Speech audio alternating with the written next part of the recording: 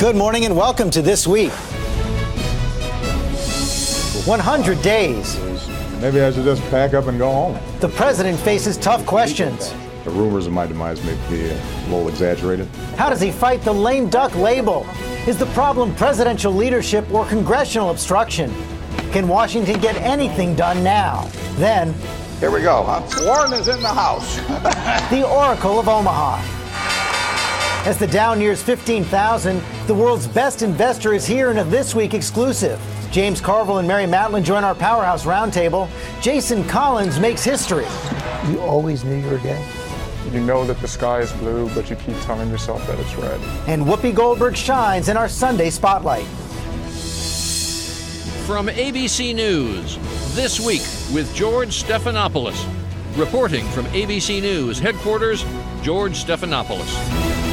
Hello again, a packed show this Sunday morning, and we begin with breaking news from the Middle East. For the second day in a row, Israeli warplanes have hit Syria, a series of large explosions in Damascus.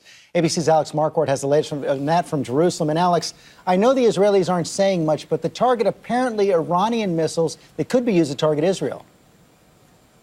Good morning, George. That is reportedly one of the targets. Israeli officials, as you say, really aren't saying anything, which, of course, is pretty much standard operating procedure after an operation like this. Just moments ago, Syria said that Israel struck 3 military targets inside Syria, including an airport and what we believe is an arms depot on a mountain that overlooks Damascus. Now, if confirmed by Israel, this would be the second set of airstrikes inside Syria in the past few days, just in the past 48 hours. On the night from Thursday to Friday, Israel is believed to have targeted a shipment of long-range Iranian-made ground-to-ground missiles bound for the Lebanese militant group Hezbollah.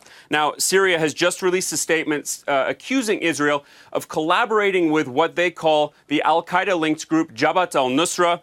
They say, quote, that Israel aims to give direct military support to terrorist groups.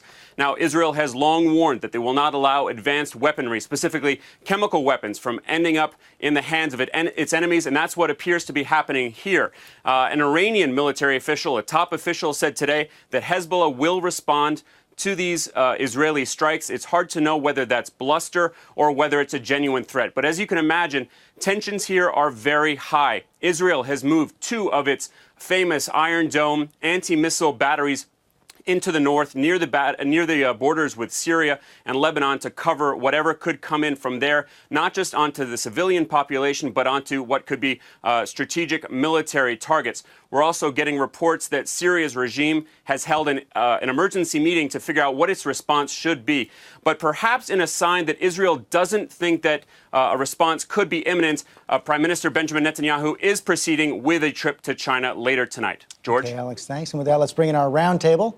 Cookie Roberts from ABC, Bill Richard, Democrat, former governor of New Mexico, former UN ambassador and energy secretary, Jim DeMint, the president of the Heritage Foundation, former senator from South Carolina, and James Carville and Mary Matlin. Welcome to both of you. Thank you.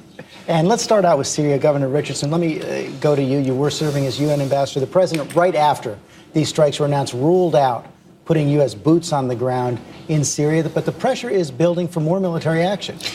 Yes, and I think he signaled that he's ready to use that military action. We can't have boots on the ground, but I think potentially some kind of option like airstrikes against some of those weapon sites to protect the rebels are in the cards, in my view. Now, I think what happened with Israel is Israel's also sending a signal to Iran, to Hezbollah, but possibly to us, too, that the situation right in the Syrian area is getting very, very tense. But I think in the next few days, my view is that the president will opt towards some kind of limited military option. Senator DeMint, is that something he should do? Well, Israel is acting in self-defense. Clearly, Iran is shipping more precise guided missiles through Syria, so the less stable Syria is, the more dangerous it is for Israel. I think we've probably taken too much of a passive or at least an unclear stance on this for too long. That's created more instability. I think the president needs to make it clear what we will do, and he's already tried to do that with his bright red line, which he hadn't followed through on. So I don't know what his steps should be right now, but clearly his indecisiveness has destabilized and probably brought Israel into this. Clearly, also, though, Koki, the public not rushing for and that military is a huge problem. Look, the president doesn't know what to do, and neither does anybody else. And so what you have is a lot of people criticizing the president for doing nothing, and then when you ask them what should happen, they kind of dance all over the place. But with the public being so completely disillusioned with American wars abroad that have gone on for so long, you know that these wars in Afghanistan and Iraq have cost every American family something like $45,000, not to mention, of course, the lives. And it really takes a whole foreign policy option off the table when Americans say that they don't want to have our troops engaged in another war. And that's a problem because we need to have every single option available in a very dangerous world. One of the big questions, Mary Mallon, is how effective actually arming the rebels can be and what kind of consequences that could create if those weapons fall into the wrong hands. That's right. So to echo much of what has been said here, his policy ranges from incoherent to feckless. He's redrawn his red lines. He's reversed his opposition to arming the rebels. He doesn't know who they are. We don't have good intelligence because of the effects of the policies, his policies dismantling our security infrastructure. So this is all playing out. Yes, it is difficult to know what to do in a transitioning region. Something we know not to do is what he has done, which is issue these red right lines and then walk back from them. It's the parental thing. It's every parent knows not to do that. I don't normally do my apologies, but I'm going to play George Will here. And he is talking about dithering, and he and I don't agree on a lot, but we're in the pro-dither caucus. And if you're talking about helping these rebels, you got to understand this is not Patrick Henry and Benjamin Franklin over there that we're dealing with. And it is not altogether certain that either the worst people in the world are the government and the second worst are the rebels, or the first worst is the rebels and the second is the government. But it's not like we got a great choice over there as to what we do.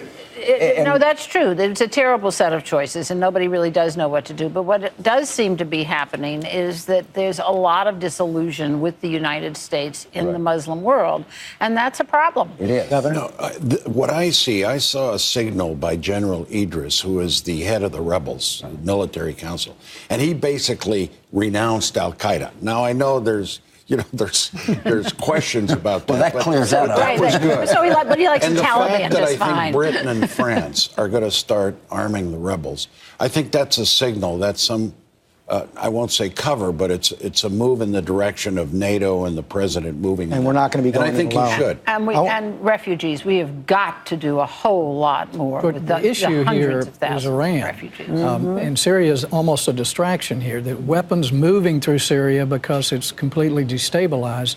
We have to focus on how we can demonstrate our support of Israel and continue the pressure on Iran. Otherwise, we're going to create more problems inside Syria. But Senator, I'll make a point. If my geography is correct, for weapons to get from Iran to Syria, they have to go through Iraq.